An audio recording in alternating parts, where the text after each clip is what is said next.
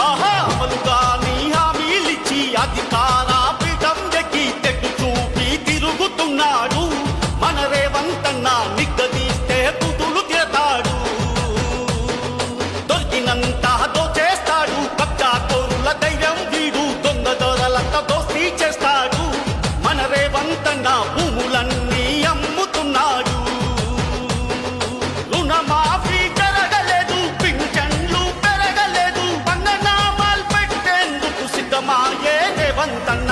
అమలుగా నీ హామీలిచ్చి అధికార పీఠం ఎక్కి తెట్టు చూపి తిరుగుతున్నాడు మన రేవంతన్న. నిగ్గదీస్తే బూతులు తిరగాడు.